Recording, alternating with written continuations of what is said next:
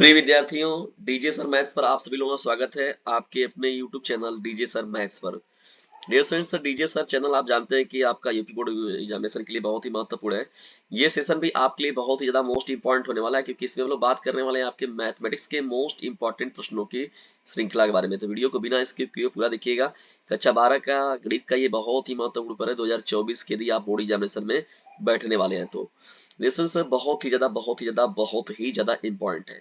तो चलिए फटाफट देखते हैं हम इस मॉडल पेपर को। लेसन देखिए 2024 के लिए बहुत ही ज्यादा इंपॉर्टेंट है ये। किसके लिए? 2024 के लिए। जब बढ़ते हैं देखिए यहाँ पर हम लोग पहले तो यहाँ पर देखिए पहला आपका प्रश्न क्या हो जाएगा। पहले का मान लीजिए कि f such that r to r fx is equal to 3x द्वारा परिभाषित है। सही उत्तर का चयन कीजिए। यफ एक एकी आच्छादक है, बहु एक आच्छादक है। यफ एक एकी परंतु आच्छादक नहीं है। यफ ना तो एक एकी है और ना ही आच्छादक है। तो इसे रिलेशन हम लोग देखा जाएगा तो इसका पहला ऑप्शन जो होगा आपका करेक्ट हो जाएगा। ठीक है ना, यहाँ पर जो आपका ऑप्शन होगा राइट आंसर, तो यहाँ पर पहला वाला ऑप्शन जो होगा आपका करेक्ट हो जाएगा। ठीक है, यफ एक एकी आच्छादक है। ठीक है ना, ये आपका इंपॉर्टेंट हो जाएगा। चलिए बढ़ते हैं हम लोग आगे यहाँ पर सेकंड प्रश्न की ओर। कॉस इनवर्स देखिए, इनवर्स ट्रिग्नोमेट्रिक फंक्शन का सवाल है। Cos inverse cos 7 pi upon 6 का मुख्य मान कितने के बराबर होगा? ये होगा 5 पाई अपॉन 6 के। देखिए अवकल समीकरण की कोटि क्या होगी? देखिए भुज और कोटि बहुत ही महत्वपूर्ण होता है, उसमें से एक प्रश्न हमेशा पूछता है। देखिए डी स्क्वायर वाई बटे में डी एक्स स्क्वायर, तो यहाँ पर जो कोटि होगा इसका कितना होगा आपका 2 जो होगा वो राइट आंसर हो जाएगा। ग प्रश्न की ओर मुझे बढ़ते हैं। यदि सदिश वेक्टर ए तथा वेक्टर बी के बीच का कोण थीटा है तो vector A cross vector B की दिशा क्या होगी? तो देखिए यहाँ पर क्या होगा, वेक्टर ए और वेक्टर बी जो होगा वो आपस में क्या होगा, परपेंडिकुलर होगा। क्या होगा? लंबवत होगा। ठीक है ना, चलिए बढ़ते हैं यहाँ पर आगे प्रश्न की ओर। निश्चित समाकलन देखिए रूट अंडर रूट 1, इतना सही उत्तर का चयन कीजिए। इसमें से देखिए डिस्टेंस यहाँ पर, तो ये इस प्रश्न का हो जाएगा। बताइए कौन सा इस प्रश्न का राइट आंसर होगा। देखिए दूसरे इंपॉर्टेंट प्रश्न के लिए जब बढ़ते हैं तो जांच कीजिए कि फलन जो होगा F X is equal to 5x minus 3m, तो x बराबर 0 पर सतत है, इसका सॉल्यूशन करना है।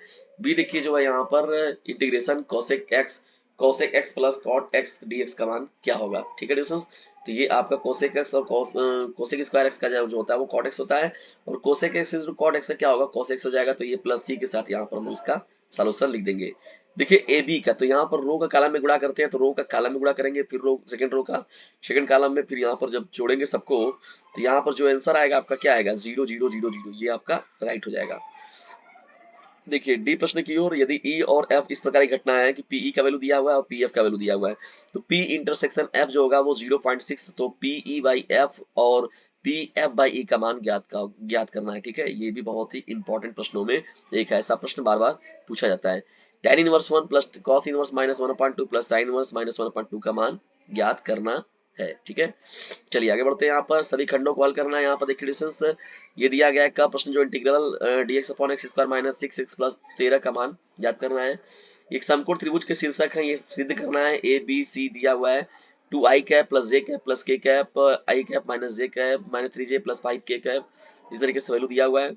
देखिए कार्तिक समीकरण यहाँ पर निकालना है इस सवाल में।